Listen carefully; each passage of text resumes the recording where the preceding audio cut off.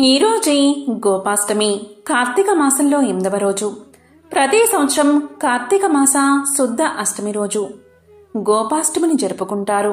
కార్తీక మాసంలోని ప్రతిరోజు ఏదో ఒక విశేషంతో కూడి ఉంటుంది. గోపాష్టమి దీపావళికి 8వ రోజున వస్తుంది. కార్తీక శుద్ధ అష్టమి, దీన్నే గోపాష్టమి అని చెబుతారు. గోవు సర్వదేవతల నిలయం.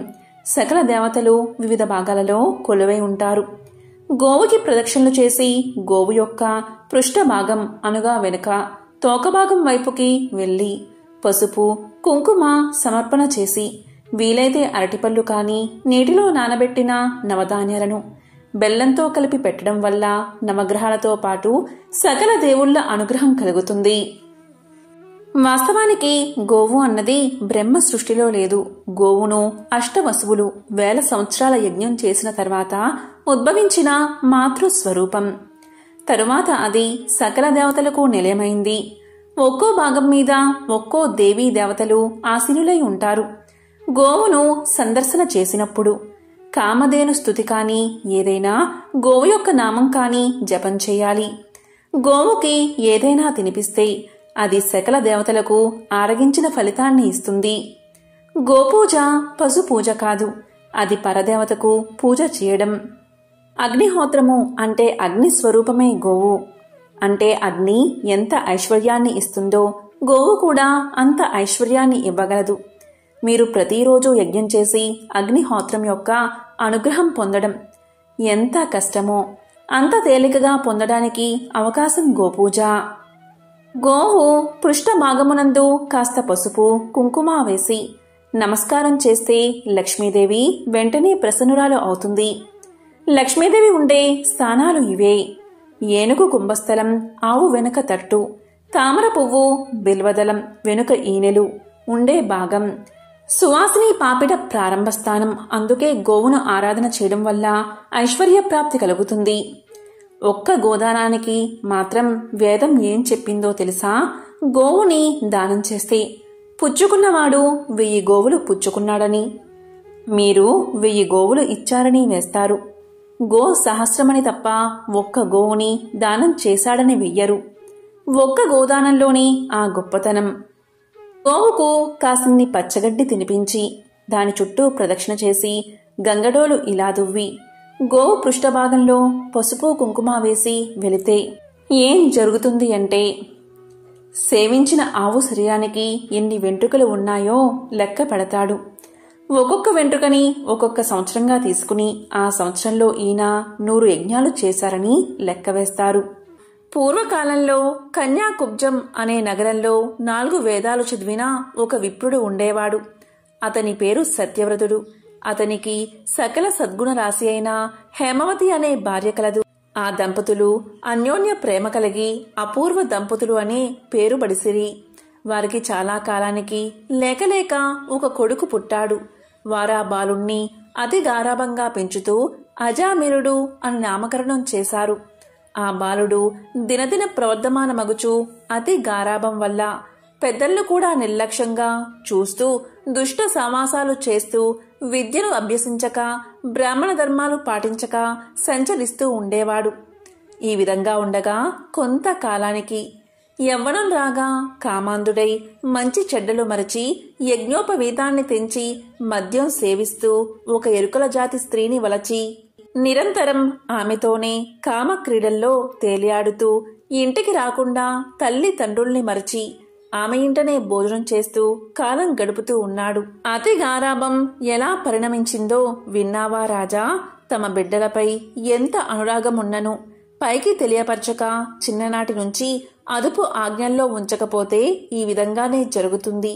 కాబట్టి అజామినుడు కులభృష్టుడు కాగా వాని బంధువులు అతన్ని విడిచిపెట్టారు.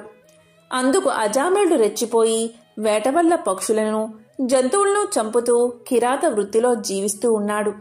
ఒక రోజున ఆ ఇద్దరు ప్రేమికులు అడవిలో వేటాడుతూ ఫలాలు కోస్తూ ఉండగా ఆ స్త్రీ తేనె పట్టుకై చెట్టెక్కి తేనెపట్టు తీయబోగా కొమ్మ విరిగి కిందపడి చనిపోయింది. దాంతో అజామినుడు ఆ స్త్రీపై పడి కొంతసేపు ఏడ్చి తరువాత ఆ అడవి అందే ఆమెను దహనం చేసి ఇంటికి వచ్చాడు. ఆ ఎరుకల దానికి అంతకు ముందే ఒక కుమార్తె ఉంది.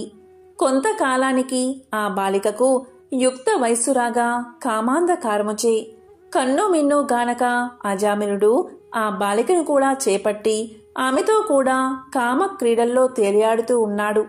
వారికి 2 కొడుకులు కూడా కలిగారు. ఈ 2 పురిటిలోనే చనిపోయారు. మరలా ఆమె గర్భాన్ని ధరించి ఒక కుమారుణ్ణి కన్నది. వారిద్దరూ ఆ బాలుడికి నారాయణ అనే పేరు పెట్టి పిలుచుకుంటూ ఒక్క క్షణమైనా ఆ బాలుణ్ణి విడవక ఎక్కడికి వెళ్ళినా వెంటబెట్టుకుని వెళ్తూ నారాయణ నారాయణ అని ప్రేమతో సాగుతూ ఉన్నారు. కాని నారాయణి స్మరించిన ఎడల తన పాపాలు నశిస్తాయని, మోక్షం పొందవచ్చని అతనికి ఏమాత్రం తెలియదు. ఇలా కొంతకాలం జరిగిన తర్వాత అజామినుడుకు శరీర పటుత్వం తగ్గి రోగగ్రస్తుడై మంచం పట్టి చావుకు సిద్ధపడి ఉన్నాడు. ఒకనాడు భయంకర ఆకారాలతో పాసాది ఆయుధములతో యమభటులు ప్రత్యక్షమయ్యారు. వారిని చూసి అజామిలుడు భయం చెంది కుమారుడి మీద ఉన్న వాత్సల్యం చేత ప్రాణాలు విడవలేక నారాయణ నారాయణ అని పలుకుతూ ప్రాణాలు విడిచిపెట్టాడు. అజామిరుని నోట నారాయణ అనే శబ్దం వినబడగానే యమభటులు గడగడ వనకసాగారు. అదే వేళకు దివ్య మంగళాకార శంఖచక్ర గదాధారులైన శ్రీమన్నారాయణుడి దూతలు విమానంలో అక్కడకు వచ్చి ఇలా అన్నారు: ఓ యమభటులారా, వీడు మావాడు. మేము వీడిని వైకుంఠానికి తీసుకుపోవడానికి ఇక్కడకు వచ్చాము అని చెప్పి అజామిరుణ్ణి విమానం ఎక్కించి తీసుకుని పోతూ ఉండగా యమదూతలు ఇలా అన్నారు: అయ్యా, మీరెవరు? వీడు అతి దుర్మార్గుడు. నరకానికి తీసుకుపోవడానికి మేము ఇక్కడికి వచ్చాము. వాడిని మాకు వదండి అని కోరగా విష్ణుదూతలు ఇలా చెప్పడం మొదలుపెట్టారు: ఓ యమదూతలారా, మేము విష్ణుదూతలం. వైకుంఠం నుండి వచ్చాము. మీ ప్రభువైన యమధర్మరాజు ఎటువంటి పాపాత్ములను తీసుకుని రమ్మన్నాడు, మిమ్మల్ని పంపాడు అని ప్రశ్నించారు. అందుకు జవాబుగా యమదూతలు ఇలా అన్నారు: ఓ విష్ణుదూతలారా, మానవుడు చేసే పాప పుణ్యాదులను సూర్యుడు, చంద్రుడు, భూదేవి, ఆకాశం, ధనంజయాది వాయువులు రాత్రింబవళ్ళు సంధ్యాకాలం సాక్షులుగా ఉండి ప్రతిరోజు మా ప్రభు దగ్గరకు వచ్చి విన్నవించుకుంటారు. మా ప్రభువులు వారి కార్యకలాపాల చిత్రగుప్తునిచే చూపించి ఆ మనుషుని అవకాశ కాలమున మమ్మల్ని పంపి వారిని రప్పిస్తారు. పాపులు ఎలాంటివారో వినండి. వేదోక్త సదాచారాలు విడిచి వేద శాస్త్రాలను నిందించేవారు, గోహత్య, బ్రహ్మహత్యాది మహాపాపాలు చేసినవారు, పరస్త్రీలను కామించేవారు, పరాన్న భుక్తులు, తల్లిదండ్రులను, గురువులను, బంధువులను, కులవృత్తిని తిట్టి హింసించేవారు, జీవహింస చేసేవారు, దొంగ పద్ధతులతో వడ్డీలు పెంచి ప్రజలను పీడించేవారు, జారత్వం, చోరత్వంచే భ్రష్టులైనవారు, ఇతరుల ఆస్తిని స్వాహా చేసేవారు, శిశుహత్య చేసేవారు, శరణు అన్నవాణ్ణి కూడా వదలకుండా బాధించేవారు, చేసిన మేలు మరచిన కృతజ్ఞులను, పెళ్లిళ్లు శుభకార్యాలు జరగనివ్వక అడ్డు తగిలేవారు పాపాత్ములు. వారు మరణించగానే తన కడకు తీసుకువచ్చి నరకమందు పడదోసి దండించండి అని మా యమధర్మరాజు గారి ఆజ్ఞ. అది అలా ఉండగా ఈ అజామినుడు బ్రాహ్మణుడై పుట్టి దురాచారకు లోనై కులభ్రష్టుడై జీవహింసలు చేసి కామాంధుడై వావి వరసలు లేక సంచరించిన పాపాత్ముడు. వీడిని విష్ణులోకానికి ఎలా తీసుకుపోతారు అని అడగగా విష్ణుదూతలు ఇలా అన్నారు: ఓ యమకింకరులారా, మీరెంత అవివేకులు! మీకు ధర్మ సూక్ష్మాలు తెలియవు. ధర్మ సూక్ష్మాలు ఎలా ఉంటాయో చెప్తాము, వినండి. సజ్జనులతో సహవాసం చేసేవారు, జప దాన ధర్మాలు చేసేవారు, అన్నదానం, కన్యాదానం, గోదానం, సాలగ్రామ దానాన్ని చేసేవారు, అనాథ ప్రేత సంస్కారాలు చేసేవారు, తులసీవనాన్ని పెంచేవారు, తటాకాలు తవ్వించేవారు, శివకేశవులను పూజించేవారు, సదా హరినామస్మరణ చేసేవారు, మరణకాలమందు నారాయణ అని కాని శివ అని శివుణ్ణి గాని స్మరించేవారు, తెలిసి గాని తెలియక గాని మరే విధంగా కాని హరినామస్మరణ చెవిపడిన వారు పుణ్యాత్ములు. కాబట్టి అజామినుడు ఎంత పాపాత్ముడైనా మరణకాలంలో నారాయణ అని స్మరిస్తూ చనిపోయాడు. అందుకే మేము వైకుంఠానికి తీసుకుని పోతాము అని పలికారు. అజామినుడు విష్ణుదూతల యమదూతల సంభాషణంతా విని ఆశ్చర్యం చెంది, ఓ విష్ణుదూతలారా, పుట్టిన నాటి నుండి నేటి వరకు శ్రీమన్నారాయణ పూజ కాని, వ్రతం కాని, ధర్మం కాని చేసి ఎరగను. నవమాసాలు మోసి కని పెంచిన తల్లిదండ్రులకు సహితం ప్రణమిల్లలేదు. వర్ణాశ్రమాలు విడిచి కుల భ్రష్టున్నై నీచుకుల కాంతులతో సంసారం చేశాను. నా కుమారుడి అందున్న ప్రేమచే నారాయణ అని పలికినంత మాత్రం చేతని నన్ను ఘోర నరక బాధల నుండి రక్షించి వైకుంఠానికి తీసుకుపోతున్నారు. ఆహా, నేనెంత అదృష్టవంతుడిని! నా పూర్వజన్మ సుకృతం, నా తల్లిదండ్రుల పుణ్యఫలమే నన్ను రక్షించింది అని పలుకుతూ సంతోషంగా విమానమెక్కి వైకుంఠానికి వెళ్లిపోయాడు. కార్తీక మాసంలో శుక్లపక్ష అష్టమినే గోపాష్టమి అని పిలుస్తారు. ఇది శ్రీకృష్ణుడికి ఎంతో ప్రీతికరమైన తిథి. ఈ రోజు ఎవరైతే గోమాత మహత్యాన్ని వింటారో, లేక చదువుతారో, లేక వినిపిస్తారో, అలాంటి వారి సకల పాపాలు తొలగిపోయి సకల దేవతల అనుగ్రహం వారికి కలుగుతుంది. సమస్త శుభాలు కలుగుతాయి. మరి గోమాత మహత్యాన్ని ఇప్పుడు తెలుసుకుందాం. ఒకానొకప్పుడు పార్వతీదేవి కైలాసంలో పరమశివుణ్ణి భక్తితో పూజించి ఇలా పలికింది: నాదా, స్త్రీలు తెలిసి తెలియక ముట్లు అంటూ కలిపిన దోషం, పెద్దలను, బ్రాహ్మణులను, భక్తులను దూషించిన దోషం, పరులను హింసించిన దోషం, పరులను హింసించిన పాపం ఏ విధంగా పరిహారమవుతుందో చెప్పవలసిందిగా ప్రార్థించింది. అప్పుడు దయామయుడైన పరమశివుడు ఇలా పలికాడు: ఓ పార్వతి, గోమాతనందు సమస్త దేవతలు ఉంటారు. అలాంటి గోవును పూజిస్తే సర్వ పాపాలు నశిస్తాయి. ఆ గోమాతనందు పాదాలు రుణ పితృదేవతలు, గొలుసులు తులసీ దళాలు, కాళ్ళల్లో సమస్త పర్వతాలు మారుతి కూడా ఉంటారు. నోరు లోకేశ్వరం, నాలుక 4 వేదాలు, భ్రూమధ్యమున గంధర్వులు, దంతాన గణపతి, ముక్కున శివుడు, ముఖమున జ్యేష్ఠాదేవి, కళ్ళలో సూర్యచంద్రులు, చెవులలో శంకు చక్రాలు, కొమ్ములలో యమ ఇంద్రులు ఉంటారు. కంఠములో విష్ణువు, భుజాన సరస్వతి, రొమ్మున నవగ్రహాలు, మూపురమున బ్రహ్మదేవుడు, గంగడోలున కాశీ, ప్రయాగ నదులు ఉంటాయి. ఉదరమున పృథ్వీదేవి, వెన్నున భరద్వాజ, కుబేర, వరుణ, అగ్ని మొదలైన దేవతలు ఉంటారు. ఉదరమున సనక సనంద సనత్కుమారులు, తోకన చంద్రుడు, తోక కుచ్చున సూర్యకిరణాలు, తోలు ప్రజాపతి, రోమావళి, త్రిసంకోటి దేవతలు, పిరుదులయందు పితరులు, కర్రి కావేరు బోలు, పాదుగా పుండరీకాక్షుని బోలు, స్తనాలు 7 సముద్రాలు, పాలు సరస్వతీ నది, పెరుగు నర్మదా నది, నెయ్యి అగ్ని, బొడ్డున శ్రీకమలం, అమృతం కడుపులో ధరణి దేవతలు, గోపచింత గంగా, యమున, ప్రయాగ, త్రివేణి నదులు, గోమయంలో శ్రీ మహాలక్ష్మి ఉంటారు. గోపాద ధూళి సమస్త పుణ్యనదులు తీర్థాల కన్నా గొప్పది. కాబట్టి ఓ పార్వతి, ఈ గోమాత మహత్యాన్ని వర్ణని ఉదయం పఠిస్తే బ్రహ్మహత్య మహాపాతకాలు సైతం తొలగిపోతాయి. ప్రతి అమావాస్య నాడు పఠిస్తే 3 నెలల మహాపాపాలు తొలగిపోతాయి.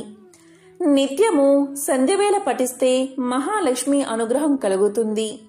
గోవును ఎవరైతే మనస్ఫూర్తిగా పూజిస్తారో వారి 3 తరాల పితృదేవతలు తరిస్తారు. గోవుకు తృప్తిగా మేత, శనగలు, బెల్లం తినిపిస్తే సమస్త దేవతలు తృప్తి పడతారు. గోవుకు మనసారా నమస్కారం చేస్తే మంచి ఫలితం వస్తుంది. గోవుకు 5 సార్లు ప్రదక్షిణం చేస్తే భూ ప్రదక్షిణంతో సమానం. గోవును పూజిస్తే సమస్త దేవుళ్లను పూజించినట్లే. గోమాతను దర్శించి గో ప్రదక్షిణం చెయ్యాలి. ఆషాఢ శుద్ధ తొలి ఏకాదశి మొదలుకుని కార్తీక శుద్ధ ఏకాదశి వరకు గోపూజ చేసిన వారు సమస్త పాపాల నుండి విముక్తి పొంది విష్ణు సాన్నిధ్యాన్ని పొందుతారు. కార్తీక బహుళ ద్వాదశిని గోవత్స ద్వాదశి అంటారు. ఈరోజు గోపూజ చేసిన వారు అనంతకోటి పుణ్యాలు పొంది 41 రోజులు చేసిన పుణ్యఫలం ఈ ఒక్క రోజు చేస్తే లభిస్తుంది అని సాక్షాత్తు పరమశివుడే పార్వతికి తెలియజేశాడు. రఘువంశపు రాజైన దిలీపునికి చాలా కాలం వరకు సంతానం కలగలేదు. తన అర్ధాంగి అయిన సుదక్షిణాదేవితో సహా సద్గురు దర్శనం కోసం వశిష్ఠ మహర్షి ఆశ్రమానికి వెళ్ళాడు. తనకు గల చింతను వ్యక్తం చేశాడు. ఒక్క నిమిషం ధ్యానం చేసి వశిష్ఠుల వారు ఇలా పలికారు: నాయనా, నీవు ఒకసారి దేవేంద్రలోకం వెళ్లి తిరిగి వస్తున్నప్పుడు కల్పవృక్ష ఛాయలో ఉన్న కామధేనువును గమనించలేదు. గోవు కనబడగానే నమస్కారం చేసి ప్రదక్షిణలు చేయాలి. ఇక కామధేనువు మాట వేరే చెప్పాలా? సర్వధర్మాలు తెలిసిన నీవు అప్పుడు ఋతుస్నాత అయిన నీ భార్య దగ్గర ఉండాలి అన్న ధర్మం పాటించే తొందరలో వేగంగా నీ మందిరం చేరదామని వస్తున్నావు. ఆ కారణంగా నీవు ఆ కామధేనువును గమనించకే వచ్చేశావు. నీచే పూజా వ్యతిక్రమం జరిగింది. పూజలను గుర్తించకపోవడం శ్రేయస్సుకు భంగకరం కాదా? అప్పుడు కామధేనువు, రాజా, నన్ను పూజించకనే తొందరలో ఉండి వెళ్లిపోతున్నావు. నా సంతానాన్ని సేవించినా కాని నీకు సంతానం కలగదు అని చెప్పింది. కాని రథవేగం వల్ల వాయుధ్వని కారణంగా నీకు కాని నీ సారథికి కాని ఆ కామధేనువు చెప్పిన మాటలు వినబడలేదు. నాయనా, తెలిసి చేసినా తెలియక చేసినా కర్మఫలం అనుభవించక తప్పదు.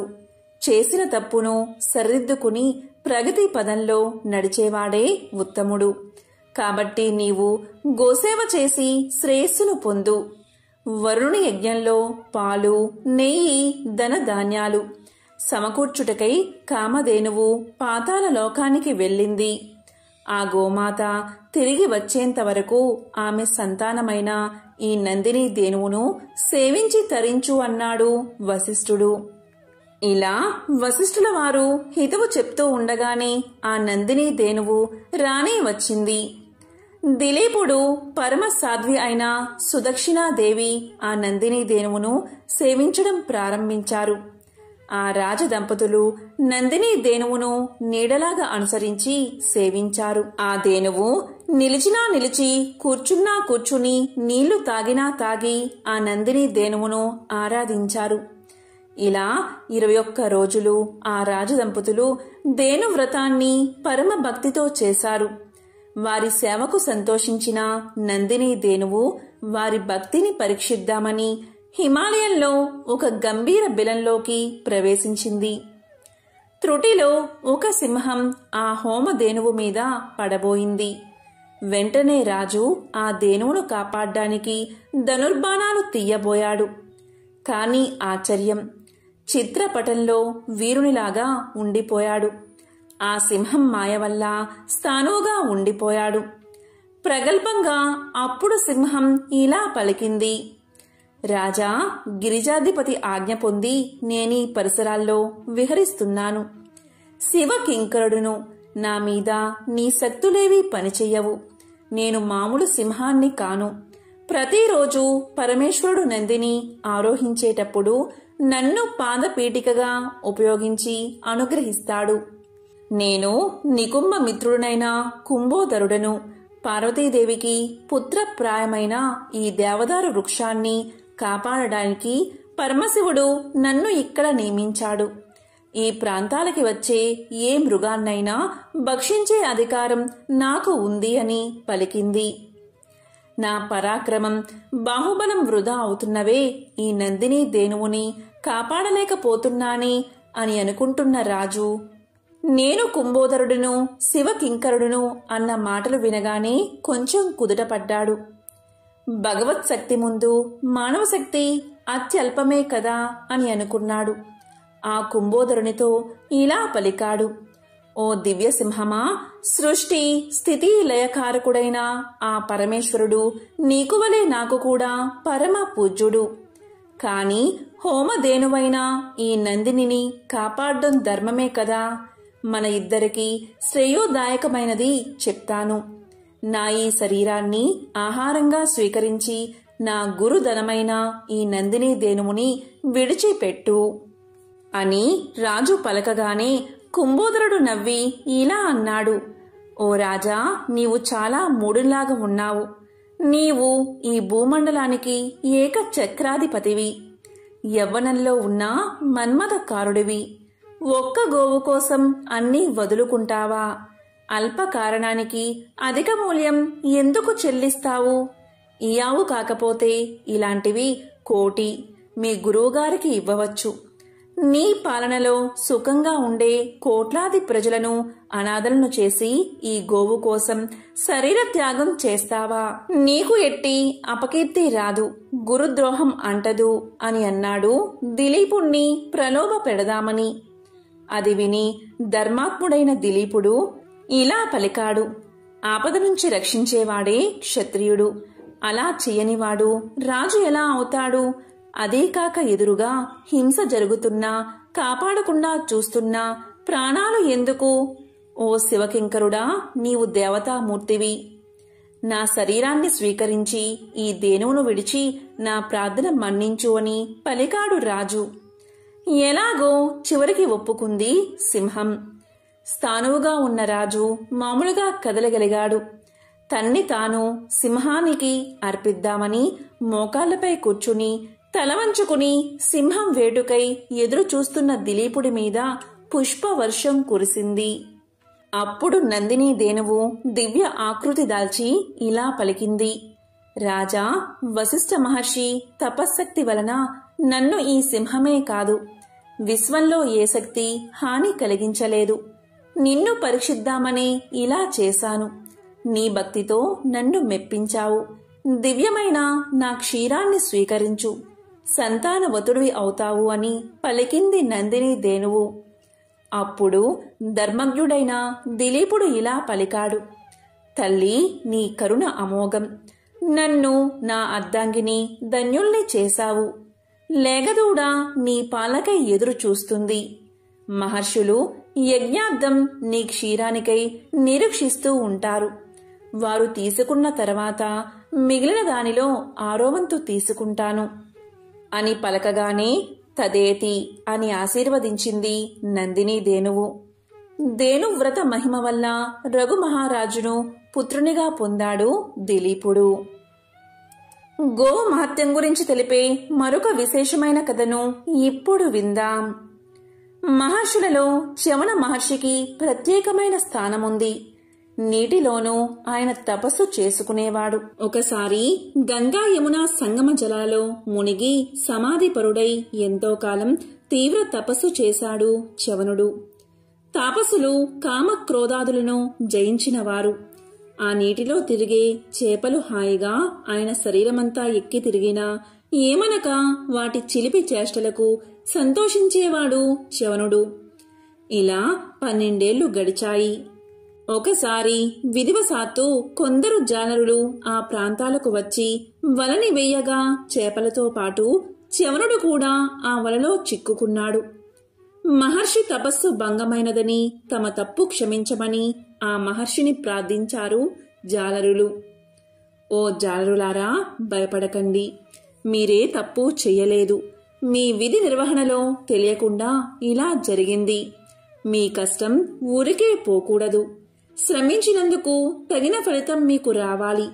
అందుకని నన్ను కూడా అమ్మి ఆ సొమ్ము తీసుకోండి అన్నాడు చ్యవనుడు.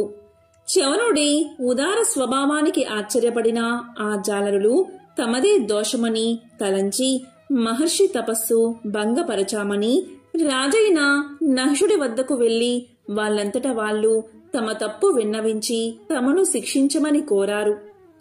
జాలరుల నిజాయితీకి సంతోషించి ధర్మాత్ముడైన నహుషుడు మంత్రి పురోహితులతో సహా ఆ మహర్షి దగ్గరకు వచ్చి ఆయనకు పాదాభివందనం చేసి ఇలా పలికాడు, మహానుభావా, ఈ బెస్తలు తెలియక తప్పు చేశారు. దీనికి ప్రాయశ్చిత్తమేమిటో మీరే సెలవీయండి అని అడిగాడు. దానికి చ్యవనుడు, రాజా, ఈ జాలరుల దోషమేమీ లేదు. వారి కులవృత్తిని పాటించారు అంతే. వీరికి వారి కష్టానికి తగిన వెల దక్కేటట్లు చూడు అని సత్యభాషణం చేశాడు. నహుషుడు తన మంత్రులతో ఆ జాలరులకి 1000 మాడలు ఇవ్వమని ఆదేశించాడు. కాని చ్యవనుడు అది తనకు సరైన వెల కాదు అన్నాడు. రాజు 10,000, 1,00,000, చివరికి 1,00,000 మాడలిస్తాను అన్నా అది తనకు సరైన ధర కాదు అన్నాడు చ్యవనుడు. చివరికి నహుషుడు అయితే అర్ధరాజ్యాన్ని ఇస్తాను అన్నాడు. నీ మంత్రులతో సంప్రదించి చూడు అన్నాడు చ్యవనుడు. ఆలోచించడానికి ఏమున్నది, నా రాజ్య సర్వస్వము ఇస్తాను అన్నాడు నహుషుడు. చ్యవనుడు అయినా అది సరిపోదు అన్నాడు. ఏమి చెయ్యాలో తోచని నహుషుడికి ఇలా సలహా ఇచ్చాడు గవిజాతుడు అనే మహాముని. గోవు త్రిలోక పూజ్యమైనది, సర్వదేవతా స్వరూపమైనది. సకల వేద శాస్త్రాలకు ఆశ్రయుడైన మహర్షికి వెలకట్టడం అసాధ్యం. అలాగే గోవుకు కూడా వెల కట్టలేము. అందుకని ఒక గోవు ఇవ్వు. అలాగే చేశాడు నహుషుడు. చ్యవనుడు సంతోషించాడు.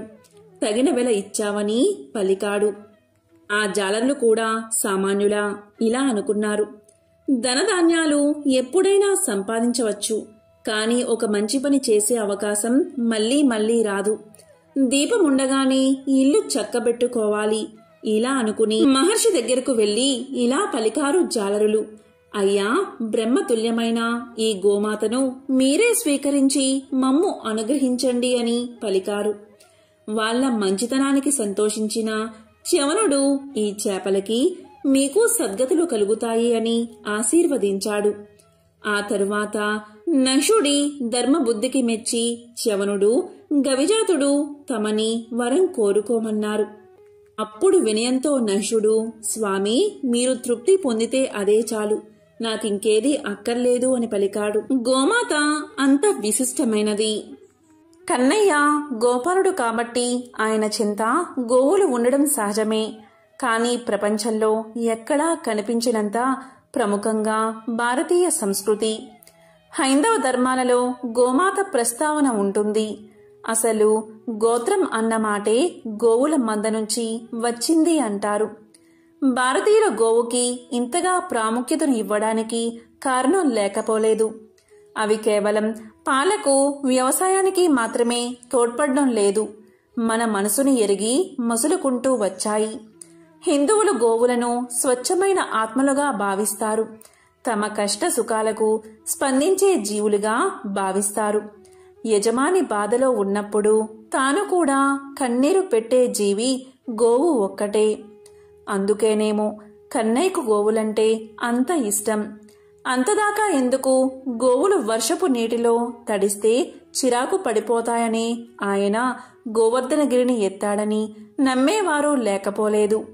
గోవు కూడా జంతువే, కాని ప్రపంచంలో మరే జంతువుకు లేని ప్రత్యేకత గోవుకు ఉంది.